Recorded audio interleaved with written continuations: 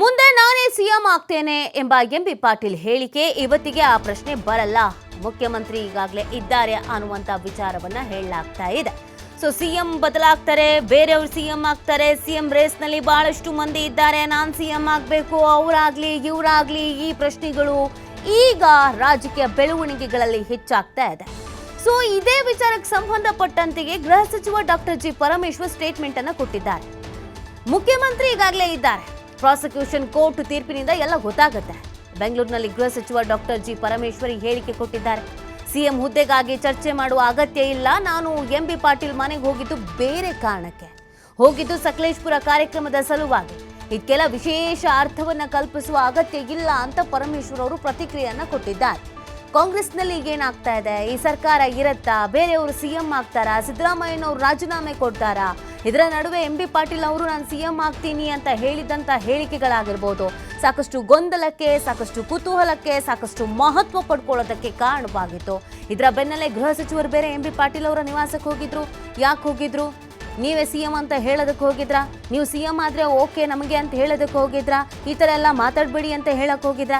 ಏನ್ ಹೇಳಕ್ ಹೋಗಿದ್ರು?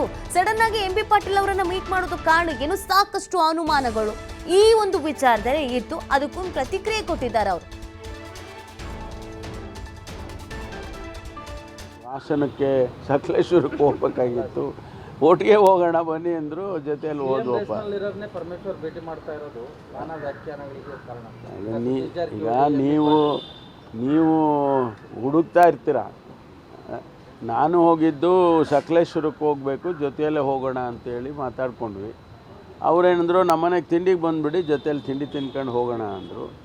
ತಿಂಡಿ ತಿನ್ನುವಾಗ ಸಿ ಎಮ್ ಮನೆಯಿಂದ ಈಗ ಸಾಹೇಬರು ಬಿಡ್ತಾ ಇದ್ದಾರೆ, ಈಗ ನಾವು ಬರ್ತೀವಿ ಜೊತೆಲೇ ಹೋಗೋಣ ಅಂತೇಳಿ ಹೋದ್ವಪ್ಪ.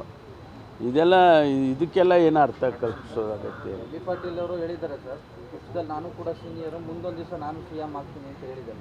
ನೋಡಿ, ಇವತ್ತಿಗೆ ಆ ಪ್ರಶ್ನೆ ಏನು ಬರೋದೇ ಇಲ್ಲ. ಮುಖ್ಯಮಂತ್ರಿಗಳಿದ್ದಾರೆ, ಆಡಳಿತ ನಡೀತಾ ಇದೆ.